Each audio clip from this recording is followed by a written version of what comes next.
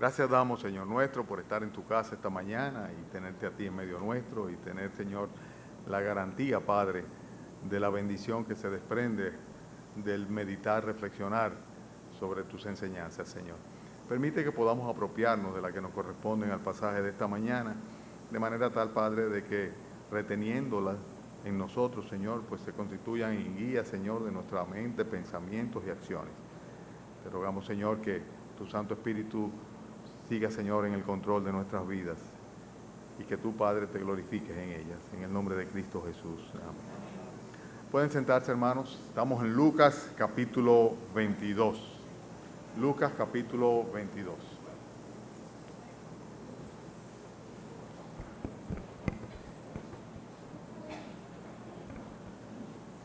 Los pequeñines pueden salir a sus aulas y los chiquititos. Menos de 9 años, pues van a sus cursos. Adelante.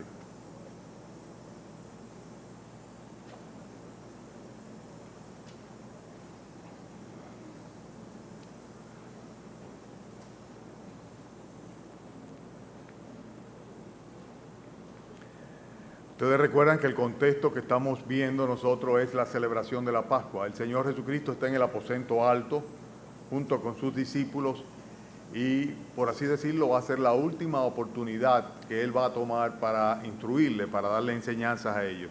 En este tiempo, en el aposento alto, pues el Señor va a instruir al Señor Jesucristo, a sus discípulos, en cuanto a cómo debían recordarle, cómo debían rememorar el sacrificio que habría de llevar a cabo en la cruz del Calvario para redimirnos de nuestras culpas, de nuestros pecados.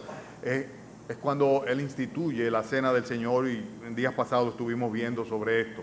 También en ese momento es cuando el Señor les promete a ellos: no se turbe vuestro corazón ni tengáis miedo, creed en Dios, creed también en mí.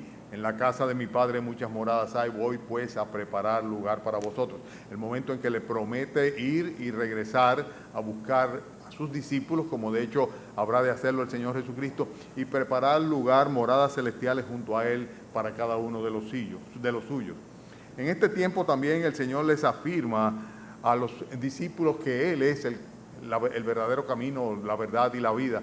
Le confirma el hecho de que es imposible que ninguna otra vía haya para llegar al Padre que no sea solamente Él. En este tiempo, o sea, en el momento en el cual estaba en el aposento alto con los discípulos, es el momento en que les habló del Espíritu Santo, del Consolador, aquel que vendría cuando Él partiese para entonces estar de una manera permanente en cada uno de los creyentes, morando en ellos, guiándole a toda verdad. Le llamó el Consolador, el Paracleto, el que se pondría al lado de nosotros para conducirnos, para, por así decirlo, consolarnos en cada una de las tribulaciones y de las pruebas que pasemos aquí. En este tiempo muy particular es cuando el Señor le dice que Él es la vid verdadera, el tiempo en que le dice que ellos eran como pampanillos, que debían estar bien pegados a la vid para que pudiesen producir el fruto que Dios espera de cada uno de ellos. Acuérdense cómo les dice, separados de mí, nada podéis hacer. Por eso les invitaba a permanecer en Él, completamente adherido a Él. No obstante el hecho de que Él iba a ir al cielo, a pesar de que ellos no acababan de apropiarse o de comprender plenamente la realidad de lo que el Señor le estaba tratando de comunicar. En este tiempo también, cuando estaban en el aposento alto, fue cuando el Señor Jesucristo les advirtió de las persecuciones que vendrían. Les recordaba diciendo que ellos tendrían aflicción en el mundo, pero al mismo tiempo que le decía: en el mundo tendréis aflicción, le decía: confiad, yo he vencido al mundo. Entonces, fue un tiempo de una intimidad tremenda. Ya Satanás había salido, Satanás, Judas, impulsado por Satanás, había salido de en medio de ellos, y el Señor comienza una oración intercesora por sus discípulos. Ustedes recuerdan ese tiempo, cuando el Señor les dice: no son del mundo, como tampoco yo soy del mundo. No te pido, Padre, que los quites del mundo, sino que los guarde del mal. Y el Señor intercede por sus discípulos, por la protección contra el mal, la maldad, el pecado, etc. O sea, es un tiempo precioso el que está sucediéndose ahí. El Señor intercediendo por sus discípulos delante de ellos mismos. Todo esto sucede antes de que partan hacia el Monte de los Olivos. Cuando parte al Monte de los Olivos, nosotros vamos a ver a partir de la semana que viene que va a comenzar lo que se conoce como la pasión de nuestro Señor Jesucristo, cuando ya definitivamente y voluntariamente Él va a entregarse para ser llevado al Calvario, para morir por los pecadores. Él voluntariamente se ofrece a fin de que el propósito de Dios de redimir a la humanidad a través del sacrificio de un hombre, Jesucristo, pues fuese una realidad para cada uno de los que fueron antes y vendrían de venir después de él. También nosotros sabemos que el Señor quería preparar a sus discípulos para lo que se avecinaba, para lo que sería de ellos con posterioridad a su partida. Y en este sentido nosotros vamos a ver que el Señor les da, por así decirlo, las últimas lecciones personales, directas a sus discípulos, estando en ese aposento alto. Y eso es lo que vamos a ver esta noche. El título del mensaje de hoy es Lecciones Finales, las últimas lecciones del Señor a los apóstoles. Los primeros versículos van desde el 24 hasta el 27. Vamos a leer sobre esta lección. Lucas capítulo 22, versículo 24. Hubo también entre ellos una disputa sobre quién de ellos sería el mayor. Pero él les dijo, los reyes de las naciones se enseñorean de ellas y los que sobre ellas tienen autoridad son llamados bienhechores. Mas no así vosotros, sino sea el mayor de entre vosotros como el más joven y el que dirige como el que sirve. Porque ¿cuál es mayor? ¿El que se sienta a la mesa o el que sirve? No es el que se sienta a la mesa, mas yo estoy entre vosotros como el que sirve. La ausencia del discernimiento espiritual conduce siempre a un egocentrismo carnal. Voy a repetirlo, cuando no hay discernimiento espiritual en una persona, se convierte esa persona en una persona egoísta y egocéntrico. La carne es lo que predomina, ya que el espíritu no le permite el discernimiento apropiado. Y ese es el caso particular de lo que estaba sucediendo con los discípulos en ese momento. Yo trato de visualizar el momento específico. Esas cosas tan profundas, tan íntimas, tan personales, tan sentidas del corazón del Señor a sus discípulos, en un momento cúlmine, en la cúspide de su ministerio terrenal. O sea, ya era la última oportunidad. ¿Y en qué estaban ellos? Ellos estaban dominados por la carne, planificando y discutiendo sobre cuál sería la posición que le correspondería en el reino del Señor. El Señor había hablado tantas veces de ese reino. El reino que Él había venido a establecer y que comenzó a anunciar diciendo arrepentidos porque el reino de los cielos se ha acercado. Al reino de Dios al cual se entra por medio de la fe en el Señor Jesucristo. Y ellos habían creído en el Señor Jesucristo y ellos estaban esperando un reino. Y ellos estaban esperando posiciones dentro del reino. No solamente Judas tenía expectativas en ese sentido. Y hasta qué punto el resto de los apóstoles comprendía el ámbito o la esfera espiritual del reino o la temporal, no lo sabemos exactamente, pero sea como sea, el hecho es que ellos, cada uno de ellos estaba discutiendo sobre cuál tendría la posición más importante, qué ministerio, ¿verdad? O qué provincia, o qué gobernación, o qué subreino le tocaría dentro del reinado del Mesías, al cual ellos estaban siguiendo de buena voluntad, creyendo ciertamente que Jesucristo era el enviado de Dios, el Mesías, que habría de venir a redimir al mundo de sus pecados y habría de venir a reinar sobre la nación de Israel. Y esto es algo que por ahí debemos comenzar nosotros a reflexionar y a aprender de esta lección final que el Señor le da a sus apóstoles. Cuando vivimos centrados en nosotros mismos, inmediatamente debe darnos una señal de alerta, de alarma, de que no estamos de ninguna manera visualizando las cosas con el prisma, con los espejuelos de lo que corresponde al espíritu, sino que estamos simplemente siendo guiados por los apetitos, por la carne, por el ego, por mi propio plan o aspiraciones. El clima del ministerio terrenal del Señor Jesucristo estaba ahí presente y los discípulos estaban discutiendo por posesiones. Dice que hubo una gran disputa entre ellos porque cada uno quería saber cuál sería, o discutía en cuanto a cuál de ellos sería el mayor. La estatura y la autoridad espiritual no se mide de ninguna manera con los patrones de este mundo. Nosotros tendemos a valorar a las personas en función de sus logros, ¿verdad? En función de sus posiciones. Es interesante como el Señor dice aquí, los reyes de las naciones se enseñorean de ellos. Dice, y los que tienen potestad o autoridad le llaman bienhechores. O sea que una cosa va como con la otra. Si tú eres rey, tú tienes derechos de señorío, de gobernar, de dirigir. de recibir pleitesías de parte de tus súbditos. Y si tú eres una persona que está en autoridad, bueno, las bendiciones van a recaer sobre ti de parte de aquellos a los cuales tú tienes bajo tu autoridad. Pero sin embargo, esa no es la manera como se miden los patrones en términos espirituales. O sea, el patrón que el reino utiliza para, por así decirlo, medir la estatura de una persona es en un ámbito completamente distinto, es en el ámbito del espíritu. Por eso el Señor está enseñándole a ellos que tienen una visión completamente equivocada, que no pueden mirar las cosas bajo el prisma del mundo y que sus expectativas no pueden estar en función de posiciones temporales o terrenales. La regla que juzga o que evalúa a los que habrán de ser herederos del reino de los cielos es la regla de la igualdad. O sea, el principio es de igualdad. En el versículo 26, ¿qué le dice? Miren ustedes el suyo, en sus Biblias.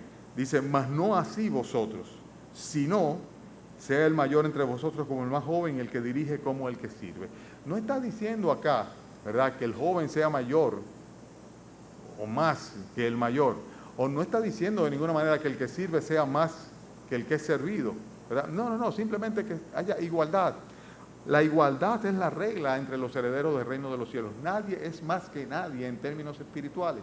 Y en el reino de los cielos todos lo que vamos a hacer es siervos, adoradores del único que merece y que tiene y que la preservará por la eternidad la gloria, que es nuestro Dios, el Dios al cual nosotros alabamos. Consecuentemente, la disputa por la preeminencia que tenían los discípulos, por cuál de ellos habría de ser mayor, es algo que no debe sucederse en el plano espiritual y en el plano de lo que es la iglesia local, que nosotros somos la manifestación del reino de los cielos en este tiempo, sin lugar a dudas. Jesucristo mismo modela, mejor dicho, con su propio ejemplo, cuál debe ser la actitud de un creyente. Él dice, yo estoy entre vosotros ¿como el que sirve o como el que es servido? O sea, de una manera muy clara, él lo dice, yo, que ustedes saben quién yo soy. Miren cómo lo dice en el versículo 27. ¿Quién es mayor, el que se sienta a la mesa o el que sirve? Dice, yo que estoy entre vosotros y que ustedes saben quién yo soy, yo estoy entre vosotros como el que sirve. O sea, a pesar de ser quien soy, dice, yo estoy entre vosotros como un siervo de ustedes. Y él había ya lavado los pies de sus discípulos también en ese aposento alto y estaba enseñándoles a ellos la perspectiva que debían tener en cuanto a sus personas. Y esa es una cosa que nosotros debemos tener presente. En otras palabras, lo importante es el servicio que hacemos, porque finalmente la gloria siempre es de Dios. Y finalmente a quien servimos es a Dios. Y aún sirviendo a los demás, nosotros estamos sirviendo a nuestro Dios. Y Cristo dice en Filipenses capítulo 2, versículo 5, a través del apóstol Pablo, que debemos copiar, imitar, emular el sentimiento que hubo en él, cuando dice, haya pues entre vosotros el mismo sentimiento, el mismo sentir que hubo en Cristo Jesús. Hablando de que Cristo, siendo Dios, siendo igual a Dios, dice, se despojó de su gloria. Dice, tomó forma de siervo, se hizo semejante a los hombres. Dice, y todavía hecho semejante a nosotros, dice, cogió y terminó pura y simplemente despojándose de su gloria y entregándose a una muerte en manos de pecadores, a muerte de cruz. Obediente, sumiso, el Dios de dioses, el Rey de reyes, el Mesías, el Redentor de la humanidad. Ese sentimiento es el que debe haber de nosotros. En vez de creernos o esperar o pretender ser algo, pues sencillamente lo que debemos es ser siervos y hacerlo todo pura y simplemente para el agrado y la gloria de nuestro Dios. La segunda enseñanza, estamos hablando de lecciones finales. La vemos nosotros en los versículos que van del 28 al 30. ¿Tienen sus Biblias? Dice, pero vosotros sois los que habéis permanecido conmigo en mis pruebas. Yo pues os asigno un reino como mi Padre me lo asignó a mí, para que comáis y bebáis a mi mesa en mi reino y os sentéis en tronos, juzgando las 12 tribus de Israel. ¿Qué está diciendo el Señor Jesucristo? Bueno, yo creo que es muy claro. Él está diciendo, soy yo la única persona que puede asignar posición en mi reino. Pero más que eso está diciendo algo, y es el hecho de que ciertamente corroboraba el que los discípulos, los apóstoles, tendrían posiciones especiales en el reino de los cielos. Está hablando de recompensa. El Señor está diciendo, yo soy quien decide finalmente cuál es el puesto, el lugar que va a tener en mi reino cada quien. Y ciertamente a ustedes les corresponde un lugar especial. Los discípulos, los apóstoles, vendrían a ocupar posiciones de jueces, ¿verdad?, importantes, representantes del Señor, delante de las 12 tribus de Israel. El Señor está enseñando aquí de una manera muy clara que ciertamente nuestro trabajo tiene recompensa, que ciertamente nuestra fidelidad, fíjense cómo dice él, ustedes son los que han estado conmigo desde el principio, en otras palabras, ustedes han permanecido fieles, y como han permanecido fieles, ustedes van a recibir la recompensa que es propia de aquel que ha sido fiel. Ven, buen siervo y fiel, en lo poco has sido fiel, en lo mucho te pondré, entra en el gozo de tu Señor. Eso es lo que esperamos cada uno de nosotros. ¿Quiénes esperan que le diga eso el Señor? Okay. Entonces Él decidirá dónde nos va a poner a hacer qué cosa, ¿verdad? De una manera u otra va a ser para su servicio y para su gloria cuando estemos en el reino de los cielos. El Señor va a venir a reinar. Ubíquense, yo no sé si ustedes se dan cuenta, y va a venir a reinar sobre esta tierra, ¿verdad? Y yo no sé si me va a tocar en Junumucú, o si me va a tocar por el contrario en Francia, o si me va a tocar, ¿dónde me va a tocar? Pero en algún lugar el Señor me va a colocar y donde quiera que me coloque, yo voy a estar feliz ahí, en cualquier posición que sea. Finalmente, ¿verdad? Yo lo que espero es que me encuentre fiel para darme una asignación específica. Y eso es lo que debemos nosotros aspirar cada uno como recompensa en el reino de los cielos. Pero la segunda enseñanza a los discípulos, luego que le dice, déjense de estar discutiendo por algo que a mí es que me corresponde dar. Simplemente ocúpense en valorar las cosas bajo los principios del reino, no bajo los carnales terrenales. La segunda enseñanza es, sin lugar a duda, hay recompensa para los siervos fieles del Señor. O sea que debemos aspirar a esa recompensa porque el Señor ciertamente nos la va a dar. La seguridad de la recompensa. La tercera enseñanza, son pocas, son solamente 5. Este va a ser un mensaje muy corto. La tercera enseñanza, avívense, estamos en los versículos 31 al 34. Dijo también el Señor, Simón, Simón, he aquí Satanás os ha pedido para zarandearos como a trigo, pero yo he rogado por ti que tu fe no falte. Y tú, una vez vuelto, confirma a tus hermanos. Él le dijo, Señor, dispuesto estoy a ir contigo no solo a la cárcel, sino también a la muerte. Y él les dijo, Pedro, te digo que el gallo no cantará hoy antes de que tú niegues 3 veces que me conoces. Satanás no puede quemarnos como paja, pero sí puede zarandearnos como trigo. Ustedes saben que el trigo pues se zarandea, ¿verdad?, a fin de que la paja vaya volando y vaya cayendo el grano del trigo. Es la manera como se separaba el trigo de la paja. ¿Y qué se hacía con la paja luego? Bueno, se le prendía candela, se quemaba. Y Él no puede quemarnos a nosotros, Él no tiene esa potestad, Él no puede tocarnos. Pero sí puede, ciertamente, como lo hace, someternos a tremendas pruebas y zarandearnos. Pero es interesante que aún para que Satanás pueda incidir sobre nosotros, tentándonos y constituyéndose esto eventualmente en una prueba de fe, necesita la autorización del Señor.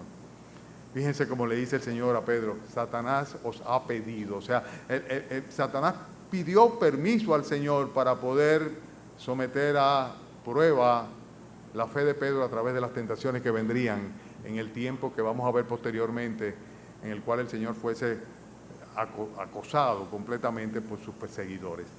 Y es interesante esto, porque está hablando el Señor acá de lo que ciertamente nos preserva durante las pruebas y durante las aflicciones. Y es la fe. La fe es lo único que nos puede preservar a nosotros y podía preservar a los discípulos cuando viniesen y vienen, de hecho, los tiempos de pruebas y los tiempos de aflicciones que van a venir de una manera u otra. Por eso el Señor Jesucristo le dice acá, dice, yo he rogado para que tu fe no falte. O sea, Pedro, me pidieron permiso para zarandearte, lo di el permiso, Pedro, ¿verdad? Pero al mismo tiempo he rogado para que tu fe no falte, porque la fe es lo que nos permite permanecer en pie. Dice, habiendo pasado todo, estar firmes, dice la Escritura. Eso es lo que nosotros podemos, con el poder del Señor, sostenido con la coraza de la fe, ¿verdad? Con toda la armadura del Señor, pues podemos resistir las pruebas y podemos resistir los flechazos y los dardos de fuego del maligno y permanecer firmes luego que ha pasado todo. Y el Señor estaba advirtiéndole a ellos, le estaba advirtiendo de que su fe iba a ser probada y de hecho no pasaría mucho tiempo. Recuérdense que poco tiempo después sería muerto Esteban, primer mártir, y comenzaría la primera gran persecución del imperio en contra de los cristianos. Y vendría la primera gran dispersión. Durante un tiempo muy breve, la iglesia primitiva pudo predicar el evangelio con libertad, siempre con oposición, pero de parte de los judíos. Pero luego vendría la persecución grande del imperio. Entonces sí, que solamente los genuinos cristianos serían los que permanecerían. Los demás, pues sencillamente apostatarían de la fe desde el principio. Entonces, el Señor está enseñándole aquí de una manera muy clara que la fe es aquello que podía hacerle a ellos permanecer luego de la prueba. Y es bueno que ustedes sepan, hermanos, que la fe se forma y se fortalece a través de las Escrituras. O sea, es la Escritura, el contacto con las Escrituras, la memoria de las Escrituras, el conocimiento de las Escrituras, lo que nos va a fortalecer en fe en el momento en que venga el tiempo de la prueba o de la tentación. Satanás habría de atacar a Pedro, lo vamos a seguir viendo en las semanas posteriores, pero hay una promesa implícita del Señor aquí. ¿Y cuál es? La que nosotros vemos cuando le dice, y tú una vez vuelto confirma a tus hermanos. El Señor le está diciendo, Satanás pidió permiso para tentarte, ¿verdad? Te vas a ir de cabeza. Yo he estado rogando para que tu fe no te falle, no te falte. Dice, pero tú vas a volver. Y es la promesa de restauración, la promesa implícita de restauración después de la caída, después de que la prueba viniese sobre nosotros. Y gracias al Señor que es así. Si somos de Cristo podremos pasar por muchas tribulaciones, por muchas pruebas, seremos tentados 1000 veces, ¿verdad? Pero sin embargo, el Señor va a estar ahí, nuestra fe va a estar depositada en Él y siempre volveremos a los brazos del Señor robustecido, no importa cuál haya sido la tentación, la prueba o la caída que hayamos tenido. Vamos a verlo en el ejemplo de Pedro, un ejemplo muy distinto al de Judas. En ambos dice la Escritura, por ejemplo, en el caso de Judas dice que Judas arrepentido trató de devolver las monedas. Pero cuando habla de arrepentido no habla de metanoia, o sea, de un cambio de mente, un cambio de corazón. Sencillamente hablaba de remordimiento. En el caso de Pedro nosotros sabemos que el Señor va a restaurar a Pedro en la misma manera como Pedro por sí mismo va a rechazar al Señor 3 veces. La autoconfianza no es ninguna buena disposición, o mejor dicho, la autoconfianza y la buena disposición no es ninguna buena consejera para cuando viene el tiempo de la prueba.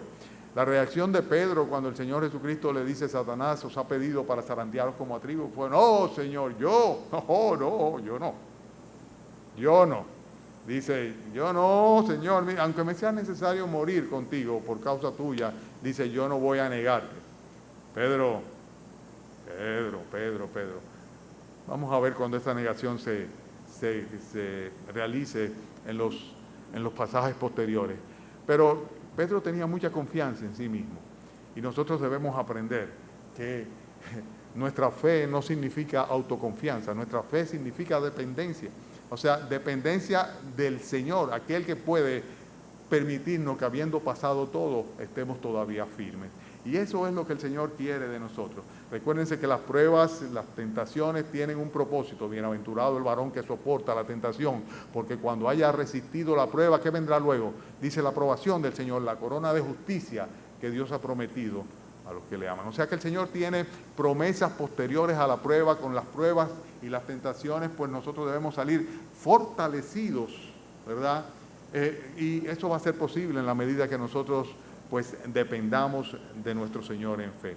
La enseñanza es la siguiente: discípulos, apóstoles, la fe de ustedes va a ser probada sin lugar a dudas, van a ser zarandeados, sin lugar a dudas, pero tienen que apoyarse en el basamento de la fe que una vez ha sido dada a los santos, de la fe de las Escrituras, para que puedan permanecer firmes y regresar. Una vez vuelto, dice, confirma a tus hermanos. No solamente le está haciendo una promesa implícita de restauración, sino también asignándole una responsabilidad posterior a la experiencia vivida a través de la prueba de fe. Y esto era lo que precisamente el Señor le estaba enseñando de una manera muy particular a aquel discípulo que una vez y otra vez con mucha arrogancia y prepotencia decía, no, yo no. Aquel que siempre respondía adelante, aquel que siempre se lanzaba y se quitaba la ropa si era necesario para ir al encuentro del Señor, aquel que le decía, dime, yo voy a ir caminando hacia ti sobre las aguas, aquel discípulo impulsivo, de buen corazón, pero muchas veces de poca sensatez. Entonces, estamos hablando de lecciones finales, las últimas lecciones que el Señor le está dando a los apóstoles y estamos tratando de aprender de ellas. ¿De acuerdo? En eso es que estamos. Y las últimas lecciones ahí, en la intimidad con sus apóstoles, en primer lugar, es que no debían disputar jamás por tener preeminencia. Al contrario, debían tener un corazón, un espíritu y una actitud de servidores y servir pura y simplemente como el Señor mismo nos ejemplificó, como Él mismo lo hizo, entregándose, sirviendo por amor a nosotros. En segundo lugar, ciertamente el Señor tiene recompensa para los que son fieles. Y Él habrá de recompensar nuestro servicio fiel. ¿Cómo? Como Él quiera, cuando Él quiera, en la posición que Él quiera, a la manera que Él lo desee. En tercer lugar, las pruebas van a venir, los problemas van a venir. Satanás va a estar tratando siempre de zarandearnos. Y solamente hay una cosa que nos puede permitir permanecer firmes. Volver a estar de pie. Y es la fe, la confianza que tenemos en el poder de Dios y en su palabra, en sus promesas. Eso es lo que nos puede permitir, eso es lo que habría de hacer que los discípulos que en una ocasión fuesen timoratos, que fuesen miedosos, que saliesen huyendo a la persecución en el momento en que el Señor Jesucristo fuese tomado y las ovejas se dispersaron, esos se convirtieran luego en personas que no le importaba si era necesario arriesgar su propia vida con tal de que el Evangelio llegase a las almas perdidas. Hermanos, la cuarta lección es el hecho de que cuando nosotros nos identificamos con el Señor Jesucristo, siempre, si nos identificamos con Cristo, vamos a correr riesgos y vamos a recibir oposición. En el versículo 35 y 36, a ellos dijo, cuando os envié sin bolsa, sin alforja y sin calzado, ¿os faltó algo? Ellos dijeron, nada. Y les dijo, pues ahora el que tiene bolsa, tómelo, y también la alforja, y el que no tiene espada, venda su capa y compra una. A partir de ese momento, cuando el Señor Jesucristo se iba a entregar, iba a morir para luego resucitar y ascender a los cielos, los discípulos, como quien dice, quedaban por su cuenta. Claro, tendrían el Espíritu Santo guiándole, pero no tendrían al Señor día a día ahí. Y el Señor les dice, hasta ahora, yo les he ido dando instrucciones precisas y yo he sido quien he estado al frente y le he provisto a ustedes de todo lo que necesitaban. Cuando yo les mandé a predicar, les dije, no se preocupen, entren a la casa donde va a haber alguien que les va a recibir. Y en la casa donde nadie los recibe, pues váyanse más para adelante, que esa no es la casa. Dice, no tienen que llevar nada, vayan y evangelicen. De 2 en 2 los mandó a los discípulos a identificarse con el ministerio de nuestro Señor Jesucristo, a predicar el evangelio del reino. Pero ¿qué resulta? Que ahora el Señor no habría de estar ahí. Y el Señor lo que le está advirtiendo simplemente es que va a haber un cambio de panorama completo. Nosotros estamos viviendo en una época en la cual el panorama de la iglesia está cambiando de una manera radical, completa, ¿verdad? Y en el cual nosotros tenemos que tener conciencia de que en la medida que nosotros nos identifiquemos con nuestro Señor Jesucristo públicamente, vamos a recibir cada vez mucha más presión, mucha más oposición, vamos a ser más repudiados, ¿verdad? Ha habido una época que le hemos visto que el Evangelio se ha convertido tan popular que ha sido hasta farandulero. Pero yo creo que ese tiempo ya pasó. Ese tiempo ya pasó. Para los discípulos estaba terminando el tiempo en el cual iban y las multitudes iban detrás de ellos y ellos tenían que convertir en referee y decir a los muchachos, déjalo por allá y Señor, mira que fulano quiere hablar contigo. Ya esa época pasó. De ahí en adelante el Señor se iba y lo que iba a venir era persecución, persecución y más persecución. Identificarse con Jesucristo habría de conllevar oposición y riesgo sin lugar a dudas. Y entonces el Señor se lo está diciendo claramente. Por eso les dice que desde ese momento debían prepararse para la batalla de la fe. Debían estar dispuestos a la predicación del Evangelio y para esto, para salir a las misiones, debían de proveerse de todo lo que humanamente les fuera posible, porque iban a estar bajo riesgo. Yo creo que nosotros tenemos que tener esa conciencia también. Y si hay algún momento en el cual podemos, en nuestra historia, en la edad en la cual nos ha tocado vivir, que podemos identificarnos con esta realidad que los apóstoles habrían de comenzar a experimentar, es a partir de ahora. Cuando el cristianismo a nivel mundial va a ser, y sobre todo en el ámbito occidental, donde precisamente creció y se expandió el Evangelio, pues va a ser muy perseguido de ahora en adelante. Identificarse con Cristo conlleva necesariamente oposición y riesgo. Esa es la cuarta lección. Y la última de las lecciones están en los versículos 37 y 38. Y con esto termino.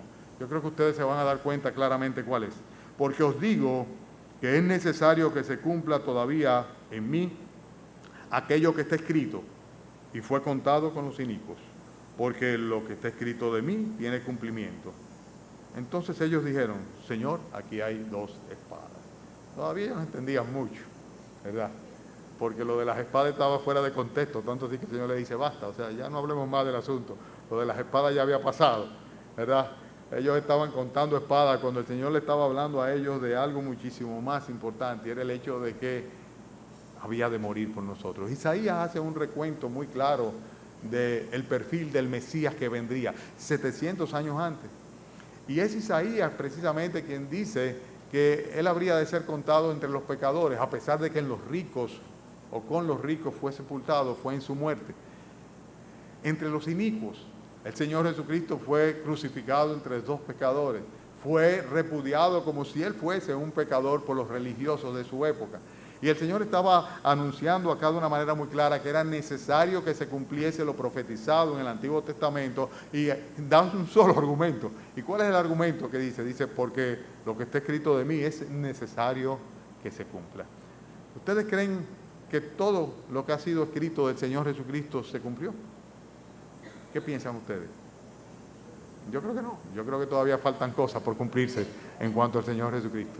Y lo que falta por cumplirse respecto al Señor Jesucristo, no le quepa ningún tipo de lugar a duda que se va a cumplir.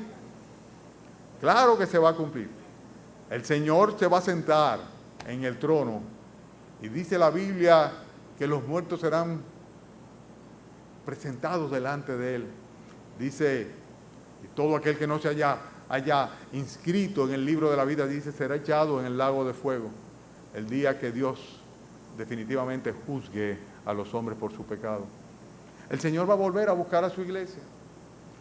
Y todo aquel que haya desechado, rechazado el Evangelio, que no se haya arrepentido, pues dice la Escritura que lamentablemente va a quedarse aquí a padecer juicio y tribulación de parte de Dios. Todo lo que la Biblia dice en cuanto al Señor Jesucristo se cumple, porque la palabra de Dios siempre se cumple. Se cumplió, se cumple y se cumplirá. Muy frecuentemente a mí me gusta seguir las noticias del Medio Oriente, sobre todo las que tienen que ver con Israel de una manera especial. Y se van haciendo tantos descubrimientos arqueológicos interesantes, de cosas que están en la Biblia y que se van constatando con los descubrimientos arqueológicos en las datas o las fechas específicas. Y me maravilla y me alegra y me regocijo en ver que todo lo que dice la palabra de Dios, sin fallar una sola de ellas, pues se cumplen, son una realidad. Y si hablamos de sus promesas, podemos aferrarnos a ellas con plena confianza. El Señor está anunciando acá a los discípulos que habría de padecer como si Él fuese un inicuo. Y eso es precisamente lo que Él hizo. Él tomó nuestras injusticias, Él padeció por nosotros los dolores nuestros. Dice, el castigo de nuestra paz, dice, cayó sobre él, y porque él fue llagado, entonces nosotros fuimos curados. Cristo fue repudiado, rechazado entre los hombres, fue visto como un varón de dolores, dice, fue experimentado en quebranto. Todo eso lo dice Isaías, ¿verdad? No había ningún atractivo en él para que nadie quisiera desearle. Al contrario, era repugnante, repudiado. Y Cristo dice que ciertamente todo absolutamente lo que está escrito sobre él tiene su cumplimiento. Y la Biblia es el libro de Dios, ¿verdad? Y el libro que nos anuncia las verdades en cuanto al Hijo de Dios, nuestro Señor Jesucristo. Hermanos, voy a concluir haciendo una especie de resumen, pero un resumen siempre en forma de cuestionamiento. Y cada uno de estos tiene que ver con las enseñanzas, las últimas lecciones que el Señor dio a sus apóstoles. La primera de ellas es la siguiente: ¿estás tú sirviendo? Sirviendo. ¿Quién es mayor? ¿El que se sienta a la mesa o el que sirve? Mas yo estoy entre vosotros como el que sirve. Dios espera que cada uno de nosotros sirva, puramente sirva, porque Él sabrá el tipo de recompensa que nos va a dar. Pero si no servimos, simplemente no hay recompensa. Así de sencillo. Si no servimos, no tenemos recompensa. Vergüenza será lo que pasaremos en la presencia del Señor. Recuérdense, cada uno de nosotros tendrá que dar cuenta de sí, de lo que haya hecho mientras estuvo en el cuerpo, bueno o malo. Unos recibirán recompensa y otros bajarán la cabeza avergonzados necesariamente, porque solamente ha sido heno, hierba, hojarasca, cosas que no pasarán el juicio de Dios. La primera pregunta es esa: ¿estás sirviendo a Dios? Tu vida como cristiano tiene que ser una vida de servicio. La segunda tiene que ver con la recompensa divina, y ya no voy a abundar sobre esto, pero la tercera enseñanza es el hecho de que no nos quepa duda de que nuestra fe va a ser probada, y el resultado debe ser que salgamos más fortalecidos para simplemente continuar adelante con la misión, la comisión de ser testigos fieles del Evangelio de nuestro Señor Jesucristo, de su persona y de su gracia y su misericordia. Nosotros no vamos a conseguir que el mundo cambie, no, pero nosotros podemos ayudar a que personas salvadas y rescatadas por el Señor Jesucristo no se pierdan juntamente con el mundo. Y esa es la diferencia. La cuarta cosa es que debemos estar dispuestos a correr riesgos. Eso no significa de salir a la calle ni ofender a nadie, ni mucho menos, pero si nos identificamos con el Señor Jesucristo, no vamos a hacer monedita de oro, no vamos a hacer de ninguna manera del agrado del mundo, y tenemos necesariamente que fijar nuestra posición en Cristo, con Cristo, de acuerdo a lo que su palabra dice. Y finalmente, recordarnos que todo lo que está escrito del Señor Jesucristo tiene cumplimiento. El Señor mismo dijo: los cielos y la tierra pasarán, pero mis palabras no pasarán. Consecuentemente, hacemos bien en estar asidos de la palabra de vida, como si se tratase de un faro o una luz que alumbra en un lugar oscuro, dice ella misma, hasta que el día esclarezca. Cuando el día esclarezca, cuando el Señor Jesucristo venga y el lucero de la mañana resplandezca en nuestros corazones, entonces ya no vamos a necesitar de este foco, de este faro. Pero por ahora, hermanos, que no nos saque nadie de aquí. Que no nos saque nadie de aquí. Cada día más apegado a la palabra de nuestro Dios. Amén. Oremos. Padre, gracias, Señor, por estas lecciones finales, Señor.